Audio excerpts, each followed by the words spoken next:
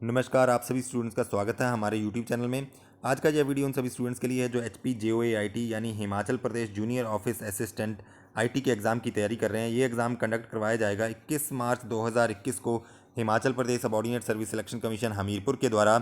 और आज के इस वीडियो में मैं इंटरनेट से रिलेटेड कुछ क्वेश्चंस आपके साथ डिस्कस करने जा रहा हूँ। इंटरनेट को लेकर मैंने HPJOA की सीरीज़ में पहले भी कुछ वीडियोज़ बनाए हैं जहाँ पर मैंने इंटरनेट के कुछ इक्विपमेंट्स डिवाइसेस को आपके साथ डिस्कस किया है, OSI मॉडल को, उसकी लेयर्स को डिटेल में डिस्कस किया है और उसके अलावा कुछ बेसिक सी चीज़ें इंटरनेट की डिस्कस की हैं। फिर मीडियम जो भी यूज़ होता है इंटरनेट में डाटा ट्रांसफ़र के लिए वो मैंने आपके साथ डिस्कस किया है।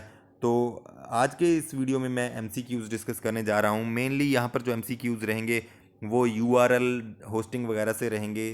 ठीक है जी, तो आज का अभी फर्स्ट क्वेश्चन देखते हैं। पहला क्वेश्चन है, a web page is located using an. ठीक है जी, अब जो भी वेब पेज है उसको आप कैसे लोकेट कर सकते हैं। ठीक है जी, तो ऑप्शन ए है universal record linking, option B है uniform resource locator, option C है universal record locator, option D है यूनिफॉर्मली रीचेबल लिंक्स। तो इसमें राइट ऑप्शन है option B, uniform resource locator. Uniform resource locator full form है URL की। तो directly आपको जीके के क्वेश्चंस में ये पूछ लिया जाता है कि URL की फुल फॉर्म बताइए। URL की फुल फॉर्म हुई यूनिफॉर्म रिसोर्स लोकेटर। ठीक है, ये आपको पता होना चाहिए। बहुत कॉमनली क्वेश्चन ये पूछा जाता है, तो कभी भी किसी भी एग्जाम में आपसे पूछा जा सकता है कि URL की फुल फॉर्म बताइए। URL अगर आपके पास है, URL एक लिंक होता है, एड्रेस है। अगर आपके पास URL है, ठीक है जी, किसी भी वेब पेज का, तो आप उसको टाइप कीजिए, सर्च कीजिए, तो आप डायरेक्टली उस पेज पर पहुंच जाते हैं URL के माध्यम से। तो URL एक यूनिक आइडेंटिटी है किसी वेब पेज की। इस तरह से ही पूछ सकते हैं कि वेब पेज की यूनिक आइडेंटिटी क्या होती है, तो वो होती है उसका URL। ठीक है जी, तो URL दिखता किस तरह से है। URL के अलग अलग पार्ट हैं। पहला पार्ट होता है स्कीम। स्कीम होती है आपका प्रोटोकॉल। आपने देखा होगा कि आप इस तरह से कोई भी आप वेब पेज खोलिए तो सबसे उसका एड्रेस इस तरह से रहेगा।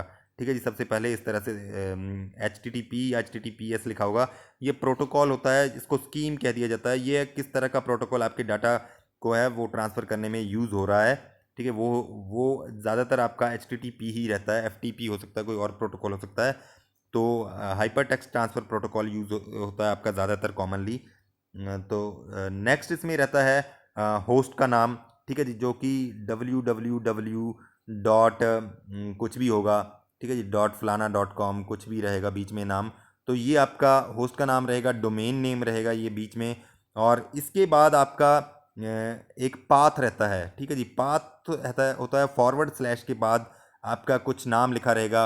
पाथ बताता है कि इस वाले जो डोमेन नेम के अंदर, इस वेबसाइट के अंदर इसकी लोकेशन क्या है कंप्यूटर में। ठीक है जी, उस कंप्यूटर में, उस सर्वर के अंदर लोकेशन क्या है, कहाँ पर वो वेब पेज पड़ा हुआ है। तो जब आपके पास ये पूरा एड्रेस रहता है तो आप इसको पूरे एड्रेस को अगर टाइप करेंगे, ठीक है, ब्राउज़र में, और आप सर्च करेंगे तो आप डायरेक्टली उस पेज पर चले जाते हैं जो कि एक यूनिक आइडेंटिटी है आपके वेब पेज की। तो URL आपको क्लियर हो गया होगा। तो अगर अभी तक आपने हमारे चैनल को सब्सक्राइब नहीं किया है तो जल्दी से सब्सक्राइब कर लीजिए। नेक्स्ट क्वेश्चन देखते हैं। The two basic parts of URL। URL के दो बेसिक पार्ट कौन से होते हैं। ठीक है जी, तो यहाँ पर देखिए, मैं पिछले क्वेश्चन में एक्सप्लेन कर चुका हूँ कि URL क्या है। तो आपको अभी खुद गेस कर लेना चाहिए राइटली कि क्या आंसर होना चाहिए। ये IBPS में भी क्वेश्चन पूछा गया था 2014 में। तो URL के मेन पार्ट्स पूछे दो। तो ऑप्शन ए है ICP IP, ऑप्शन बी है TCP IP। TCP IP यानी ट्रांसमिशन कंट्रोल प्रोटोकॉल, और IP मतलब इंटरनेट प्रोटोकॉल, और ISP मतलब कि इंटरनेट सर्विस प्रोवाइडर जो आपको इंटरनेट सर्विस प्रोवाइड कर रहा है। ऑप्शन बी है TCP एंड FTP मतलब file transfer protocol. Option D है destination and device. Option E है the protocol and domain name. ठीक है जी, तो अब आप देख लीजिए कि हमें क्या चाहिए URL में। एक तो प्रोटोकॉल चाहिए, दूसरा डोमेन नेम चाहिए। ठीक है जी, प्रोटोकॉल, डोमेन नेम और पाथ होते हैं, लेकिन मेनली जो है आपका ये बहुत इंपॉर्टेंट है आपका प्रोटोकॉल और डोमेन नेम। यहाँ पर तीसरा पार्ट आपका पाथ नहीं बताया, तब भी यही आंसर आपका रहेगा। तो नेक्स्ट क्वेश्चन देखते हैं। विच of the following must be contained in a URL के अंदर क्या होना ज़रूरी है। ठीक है जी, कौन सी चीज़ को मिलाकर URL बनता है। हालांकि मैं बता चुका हूँ, फिर भी आप कोशिश कीजिएगा इसको सॉल्व करने की। ऑप्शन ए है प्रोटोकॉल आइडेंटिफायर। प्रोटोकॉल आइडेंटिफायर होना चाहिए बिल्कुल, जो कि आपका स्कीम है, जो कि फर्स्ट पार्ट है HTTP HTTPS। ऑप्शन बी है letters www world wide web, ये भी होने चाहिए। ऑप्शन सी है unique registered domain name, uniquely registered domain name भी होना चाहिए। डोमेन नेम जो भी आप वेबसाइट का लेते हैं वो ऐसा नहीं है कि आप कोई भी ले लें, ठीक है। डोमेन नेम आप ले सकते हैं रजिस्ट्रार से, ठीक है जी। रजिस्ट्रार से, रजिस्ट्रार अलग अलग कंपनीज हैं, जैसे कि आपका गोडैडी है, होस्टगेटर है, NIC है। तो ये अलग अलग आपके जो है रजिस्ट्रार हैं, यहाँ इनसे आप डोमेन नेम परचेज कर सकते हैं, ठीक है जी, या फ्री में या जो भी इनकी स्कीम हो, तो उस हिसाब से आप परचेज कर सकते हैं। फिर इन डोमेन नेम्स को मैप किया जाता है एक IP एड्रेस के द्वारा। जो हम लोग समझते हैं वो तो हम लोग समझते हैं डोमेन नेम www फलाना.com, ठीक है जी, कोई वेबसाइट का नाम है। लेकिन जो कंप्यूटर समझता है वो जो उसके साथ मैप्ड IP एड्रेस रहता है उसको कंप्यूटर समझता है, ठीक है। हम जब डोमेन नेम टाइप करते हैं तो वो जो है ट्रांसलेट होता है उस IP एड्रेस में, और कंप्यूटर फिर उस IP एड्रेस को पूरी दुनिया में सर्च करता है जहाँ पर भी वो पड़ा होता है। उसका एक अलग मैकेनिज्म है, वो इस स्कोप से ज़्यादा हो जाएगा इस क्वेश्चन के। नेक्स्ट जो ऑप्शन दी है वो है www and unique registered domain name, तो ये भी आपको सही लग रहा है। लेकिन जो ऑप्शन भी पढ़ लेते हैं, a protocol identifier www and the unique registered domain name, तो इसमें जो मोस्ट अप्रोप्रिएट आंसर है वो होगा, ठीक है। हालांकि बाकी भी सही हैं लेकिन हमें चूज़ करना होता है मोस्ट अप्रोप्रिएट आंसर। तो इस तरह के क्वेश्चंस मैं बता रहा हूँ आपको पहले भी कि बड़ा ध्यानपूर्वक पढ़िएगा। ऐसा ना सोच लें कि जल्दबाजी में एक ही ऑप्शन पढ़ी, आपको वही सही लगी और आप उस पर टिक करके आ गए। तो आप इसमें डिटेल में पढ़िएगा, सारी चीज़ें ध्यान से पढ़िए ऐसे क्वेश्चंस को जहाँ पर सारे आपको सही लग रहे हैं। तो यहाँ पर आपका सही है और ये IBPS में पूछा गया है क्वेश्चन। नेक्स्ट क्वेश्चन है which of the following is used by the browser to connect to the location of the internet resource. तो ये तो बड़ा सिंपल सा स्ट्रेट फॉरवर्ड सा आपका क्वेश्चन है। तो ब्राउज़र क्या यूज़ करता है, ठीक है जी, आपका इंटरनेट रिसोर्स तक पहुँचने के लिए। तो इसमें राइट ऑप्शन है option D URL, uniform resource locator. Next question है, ये भी आपको पता होना चाहिए अगर आपने पहले की एक्सप्लेनेशन फर्स्ट सेकंड क्वेश्चन में मैंने जो एक्सप्लेन किया है वो अगर आपने सही सुना होगा तो आप आंसर कर पाएंगे। इन URL the scheme is followed by, scheme किस चीज़ के बाद फॉलो होती है। तो इसमें राइट ऑप्शन ए, मैंने आपको बताया था कि HTTP HTTPS इस तरह से पहले स्कीम जो प्रोटोकॉल है वो लिखा होता है, उसके बाद इस तरह से 2 डॉट रहेंगे और / रहेंगे इस तरह से 2, ठीक है जी। तो ये आपको पता होना चाहिए, ठीक है जी, कि क्या है ये कॉलन और / है तो 2। नेक्स्ट क्वेश्चन है for a browser to connect to other resources the location और address of the resource must be specified, these addresses are called. ये भी रिपीट क्वेश्चन हो गया है, ठीक है। अलग ढंग से पूछ लिया गया है लेकिन इसका भी आंसर है कि URLs, यूनिफॉर्म रिसोर्स लोकेटर्स बोलते हैं इन एड्रेसेस को जो भी रिसोर्स को हमें पहुंचाते हैं किसी स्पेसिफाइड रिसोर्स तक। नेक्स्ट क्वेश्चन है an educational institution would generally have the following in its domain name, ठीक है जी। अब जो डोमेन नेम्स भी होते हैं, डोमेन नेम्स में भी अलग अलग चीज़ें होती हैं। एक तो डोमेन नेम, ठीक है जी, जो इंडिविजुअल ने लिया है नेम, उसके बाद आपने पढ़ा होगा .com लिखा होगा लास्ट में। तो ये जो है इस तरफ राइट साइड को लिखा जाता है, जो उसको बोल देते हैं टॉप लेवल डोमेन नेम, ठीक है जी। उसके बाद first level second level domain name, इस तरह से बोला जाता है इनको। तो ये पूरे के पूरे को मिलाकर बोला जाता है, पूरे नाम को www फलाना.com जो भी है तो उसको बोला जाता है पूरे को डोमेन नेम, और ये इनको बांट दिया जाता है राइट से अगर हम यूज़ करेंगे तो टॉप लेवल डोमेन नेम बोला जाएगा, ठीक है। तो ये जो है जो डोमेन नेम्स इस तरह से हैं, इनका भी कुछ मतलब होता है अलग से, इनको बोला जाता है डोमेन कोड्स, ठीक है जी। तो इनका मतलब ये है कि आपको पता चल जाए कि जो वेबसाइट है वो किस तरह की है। तो यहाँ पर पूछा गया है कि एजुकेशनल इंस्टीट्यूशन जो हैं उनकी जो वेबसाइट है वो किस तरह का जो है उनका टॉप लेवल डोमेन नेम रहेगा, या कौन सा डोमेन नेम उनमें शामिल रहेगा। तो इसमें राइट आंसर है ऑप्शन बी EDU रहता है, यानी कि EDU मतलब कि एजुकेशन, ORG मतलब कि ऑर्गेनाइजेशन, .com मतलब कि कमर्शियल कोई भी वेबसाइट अगर है, ठीक है। तो ये आपको इस तरह से कुछ चीज़ें पता होनी चाहिए। नेक्स्ट क्वेश्चन है, ये इस तरह से भी हो सकते हैं आपके डोमेन नेम, जैसे कि आपने बहुत सारी वेबसाइट, सरकारी वेबसाइट देखी होंगी, यहाँ पर नाम लिखा है कोई, ठीक है जी, उसके बाद .HP .gov .in, ठीक है जी। तो यहाँ पर ये top level domain name, first level domain name, second level domain name, ठीक है जी। तो इस तरह से पूरा डोमेन नेम होगा। तो टॉप लेवल डोमेन नेम आप डॉट इन से समझ सकते हो कि ये इंडिया की वेबसाइट है, डॉट GOV मतलब कि ये गवर्नमेंट वेबसाइट है, डॉट HP मतलब कि ये हिमाचल प्रदेश गवर्नमेंट की इंडिया में वेबसाइट है। तो इस तरह से आप इसको पूरा पढ़ सकते हैं। तो ये इसीलिए दिए होते हैं कि आप पढ़ सको, इनको ऑर्गेनाइज किया जा सके सारी चीज़ों को बढ़िया ढंग से। नेक्स्ट क्वेश्चन है, which of the following is are component related to URL। URL से रिलेटेड कंपोनेंट कौन सा होता है? अब आप ध्यान से पढ़ लीजिएगा। ऑप्शन ए है चैट, ऑप्शन बी है पाथ, ऑप्शन सी है होस्ट, ऑप्शन डी है बोथ बी एंड सी। तो इसमें राइट आंसर है option D, both B and C. देखिए पाथ तो आपको बताया इस तरह से फॉरवर्ड स्लैश होगा डोमेन नेम के बाद, ठीक है जी। डोमेन नेम आपको उस कंप्यूटर तक ले जाता है जहाँ पर आपका उस कंप्यूटर तक कह लो, चाहे कह लो आप सर्वर, चाहे होस्ट कह लो, तो उस सर्वर तक या होस्ट तक ले जाता है जहाँ पर आपका डाटा पड़ा हुआ है। उसके बाद जो आपका फॉरवर्ड स्लैश के बाद का जो पार्ट है वो एग्जैक्टली उस कंप्यूटर में कौन सी लोकेशन पर वो डाटा पड़ा हुआ है वहाँ तक आपको लेके जाता है। इस तरह से आपका URL। और जो होस्ट है, ये होस्ट वाला जो आपका ये वाला पार्ट हो गया, ठीक है, जो कि डोमेन नेम एक्चुअल में www.com लिखा है, ठीक है। उसके बाद फॉरवर्ड स्लैश के बाद जो चीज़ लिखी है वो पाथ हो गई। तो ये दोनों चीज़ें होती हैं आपके URL में।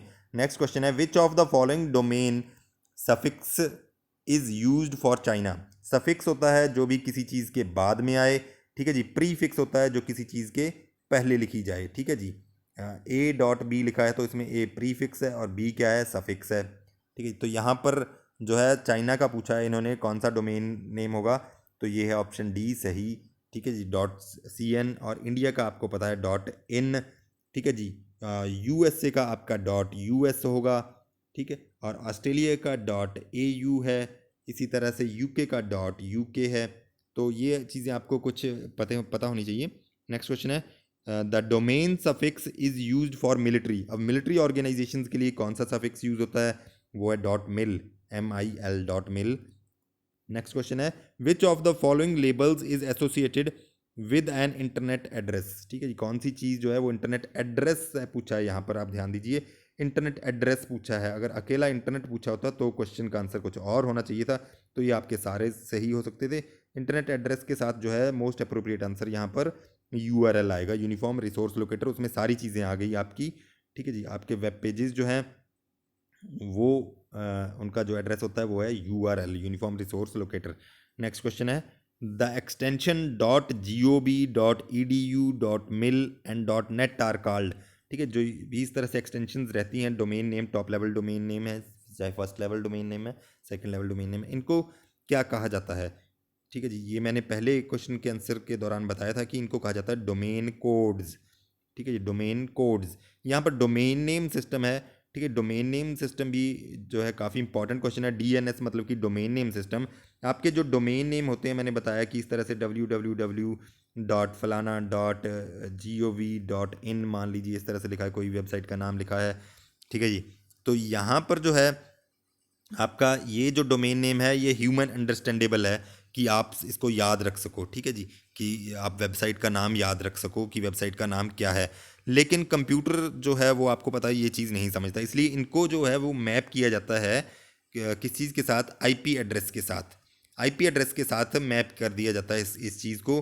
तो जब भी आप यहाँ पर टाइप करते हो कोई भी अपने ब्राउज़र में कोई भी वेबसाइट का नाम, तो इमीडिएटली आपका कंप्यूटर ISP के पास जाता है और ये डोमेन नेम सिस्टम होता है बड़ा कॉम्प्लेक्स सा और बड़ी तेज़ी से काम करता है कि ये सारा डोमेन नेम कन्वर्ट हो जाता है आपका IP एड्रेस में, और दोबारा से आपका जो कंप्यूटर है, कंप्यूटर से जो रिक्वेस्ट जाती है आपके कंप्यूटर से उस IP एड्रेस की जाती है, ठीक है जी। और वो IP एड्रेस की रिक्वेस्ट जाएगी और डायरेक्टली उस कंप्यूटर पर जाएगी आपकी रिक्वेस्ट, जो भी दुनिया में जिस भी कोने पर वो आपका सर्वर पड़ा हुआ है, और आपको वहाँ से जो भी आपकी रिक्वेस्ट होगी उस हिसाब से आपको डिस्प्ले कर दिया जाएगा जो भी आपका डाटा है।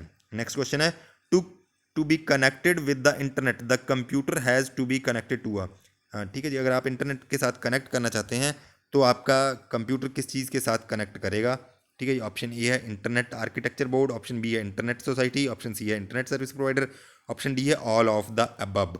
तो इसमें जो राइट आंसर है वो है आपका option C, internet service provider. ठीक है जी, इंटरनेट सर्विस प्रोवाइडर कौन से होते हैं, ठीक है जी। इंटरनेट सर्विस प्रोवाइडर है जैसे आपका एयरटेल हो गया, BSNL हो गया, ठीक है जी, रिलायंस जियो है, इस तरह के जितनी भी आपकी ये कंपनीज़ हैं, ये इंटरनेट सर्विस प्रोवाइडर हैं। इसके ये जो आपके इंटरनेट सर्विस प्रोवाइडर हैं, ये सारे हैं आपके टेलीकॉम सर्विस प्रोवाइडर हैं। एक्चुअल में टेलीकॉम सर्विस प्रोवाइडर है, लेकिन इनके पास जो है वो सारा जो है एक नेटवर्क बना हुआ है टेलीकॉम सर्विस प्रोवाइडर होने के नाते, तो ये इजीली मैनेज कर पाते हैं इंटरनेट सर्विसेज भी।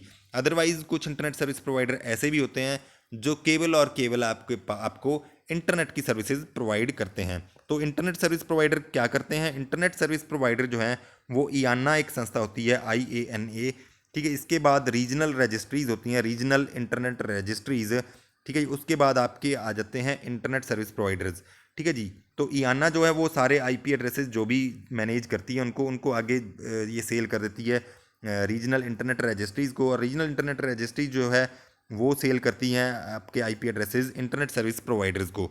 तो हर इंटरनेट सर्विस प्रोवाइडर ने कुछ स्पेसिफिक IP एड्रेसेस परचेज करके रखे होते हैं, ठीक है। और जब भी आप इंटरनेट सर्फ करना चाहते हैं तो इंटरनेट सर्विस प्रोवाइडर आपको एक IP एड्रेस असाइन कर देता है, ठीक है जी। तो वो IP address, public IP address आपको असाइन कर दिया जाता है। वो IP एड्रेस जब आपके पास आ जाता है तभी आप जो है इंटरनेट एक्सेस कर पाओगे।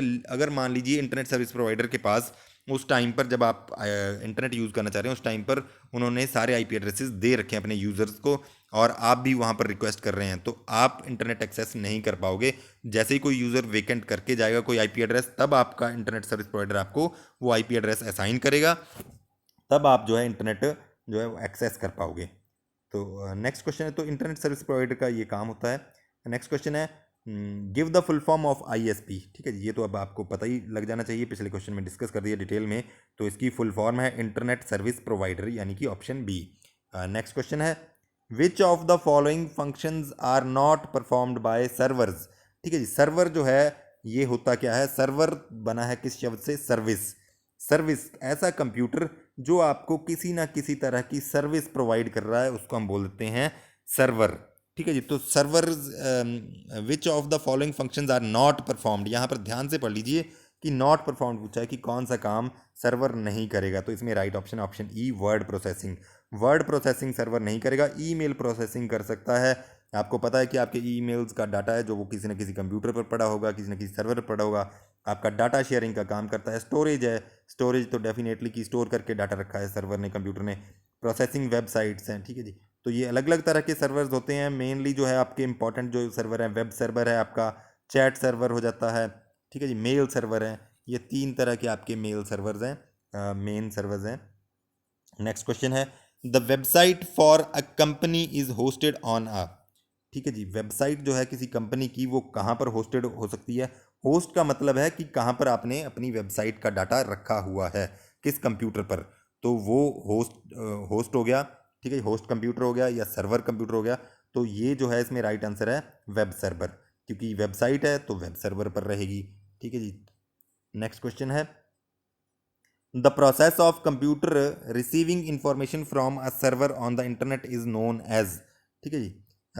The process of a computer receiving information from a server, server से अगर आप, यानी कि किसी होस्ट हुई है जो भी वेबसाइट है, वहाँ से आप कुछ इन्फॉर्मेशन रिट्रीव कर रहे हो, रिसीव कर रहे हो, तो उसको आप क्या कहेंगे? तो उसको आप क्या कहते हैं? बड़ा सिंपल क्वेश्चन, उसको आप डाउनलोडिंग कहते हैं, कि आप डाउनलोड कर रहे हैं, तो डाउनलोडिंग है इसमें राइट आंसर।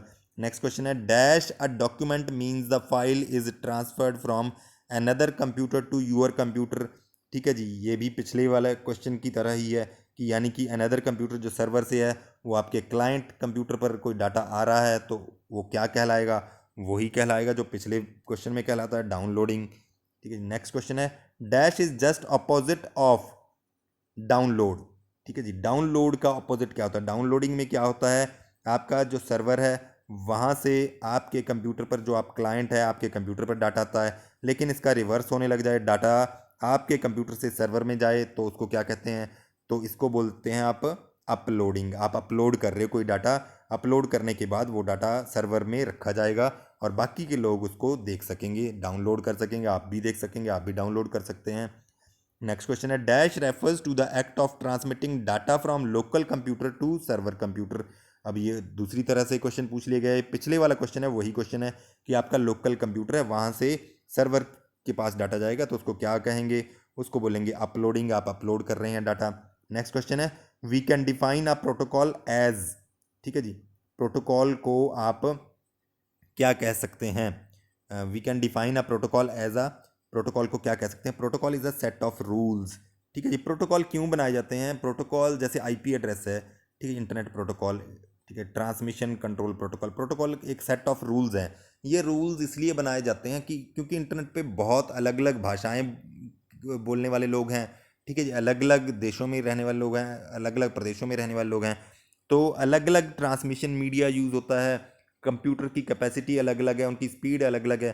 तो ये जो सारी चीज़ें हैं, अगर इसको एक एग्जांपल से आप समझिए, एक आदमी तमिल बोलता है, एक रशियन बोल रहा है, एक हिंदी बोल रहा है, ठीक है जी, तो ये तीन लोग आपस में अगर बात कर रहे हैं तो ये एक दूसरे की बात समझ ही नहीं पाएंगे। तो इनको एक कॉमन लैंग्वेज की ज़रूरत होती है, जैसे इंग्लिश हो गया कि तीनों समझते हैं तो ये वो यूज़ कर रहे हैं, तो इन्होंने कॉमन एक रूल बना लिया कि तीनों इंग्लिश सीखेंगे और उसी में बात करेंगे, तभी ये कम्युनिकेट कर पाएंगे। इसीलिए set of rules internet protocols बना दिया गया है, टीसीपी बना दिया गया है। वो सेट ऑफ रूल्स बना दिए कि ये रूल फॉलो होंगे ही होंगे, ठीक है जी। तो उन रूल्स को बोल दिया जाता है प्रोटोकॉल्स। नेक्स्ट क्वेश्चन देखते हैं। The standard protocol of internet is, internet का स्टैंडर्ड प्रोटोकॉल क्या है? ठीक है जी, इंटरनेट का स्टैंडर्ड प्रोटोकॉल क्या है? वो है आपका, देखिए यहाँ पर जो है ये वाला क्वेश्चन आपका थोड़ा सा ट्रिकी क्वेश्चन है, ठीक है जी। यहाँ पर आप ध्यान दीजिएगा कि जो HTML लिखा है, HTML होता है आपका हाइपर टेक्स्ट मार्कअप लैंग्वेज। आपके जितने वेब पेजेस है वो इस लैंग्वेज में लिखे जाते हैं बेसिकली। उसके बाद अलग अलग लैंग्वेजेस और भी यूज़ होती हैं, ठीक है जी, लेकिन बेसिक लैंग्वेज है वो HTML ही है आपके वेब पेजेस की। तो यहाँ पर ये लैंग्वेज है, लेकिन यहाँ पर आपसे पूछा गया है स्टैंडर्ड प्रोटोकॉल, तो ये है आपका TCP/IP, ठीक है, ट्रांसमिशन कंट्रोल प्रोटोकॉल और इंटरनेट प्रोटोकॉल। ठीक है, इंटरनेट प्रोटोकॉल और ट्रांसमिशन कंट्रोल प्रोटोकॉल क्या करता है कि ट्रांसमिशन को कंट्रोल करता है कि किस तरह से कंटेंट आपका एक कंप्यूटर से दूसरे कंप्यूटर में जाएगा। जब भी एक कंप्यूटर से दूसरे कंप्यूटर में जाता है कंटेंट, कोई भी आप वेबसाइट डाउनलोड कर रहे हो, तो ऐसा नहीं कि पूरी की पूरी वेबसाइट चली जाती है। वो छोटे छोटे छोटे छोटे छोटे छोटे जो पैकेट्स हैं आपके कंप्यूटर पर इस तरह से आएंगे और वो रीअसेंबल हो जाएंगे। ये सारा काम करता है ट्रांसमिशन कंट्रोल प्रोटोकॉल। ठीक है, ट्रांसमिशन कंट्रोल प्रोटोकॉल देखेगा कि सही ढंग से डाटा ट्रांसमिट हो गया या नहीं हुआ है, तो कौन कौन से पैकेट जो है वो ख़राब पहुँचे हैं या नहीं पहुँचे हैं डेस्टिनेशन तक। ठीक है जी, तो डेस्टिनेशन तक वो अगर नहीं पहुँचे हैं तो ये ट्रांसमिशन कंट्रोल प्रोटोकॉल दोबारा से उन पैकेट्स को भेजेगा, ठीक है जी, आपके सोर्स से दोबारा डेस्टिनेशन पर ये जाएंगे और ये रीअसेंबल होंगे। उनके ऊपर नंबरिंग होगी, एक एक अलग कोड के हिसाब से उनके ऊपर नंबरिंग होती है और दोबारा से वो रीअसेंबल होते हैं। लेकिन ये सारा काम इतनी जल्दी होता है कि हम उस चीज़ को ऑब्जर्व भी नहीं कर पाते, हमें पता भी नहीं लगता कि वो इस तरह से कुछ काम हो रहा है। इसी तरह से इंटरनेट प्रोटोकॉल है, ठीक है, इंटरनेट प्रोटोकॉल के कुछ एड्रेसेस हैं, ठीक है, तो ये डिटेल में हम चीज़ें नेक्स्ट वीडियोज़ में करेंगे, आने वाले वीडियोज़ में। तो अगर अभी तक आपने हमारे चैनल को सब्सक्राइब नहीं किया है तो जल्दी से सब्सक्राइब कर लीजिए, क्योंकि मैं JOA IT पर लगातार वीडियो बना रहा हूँ। तो अगर आपको कंटेंट पसंद आया हो तो लाइक एंड शेयर भी ज़रूर कीजिएगा। धन्यवाद।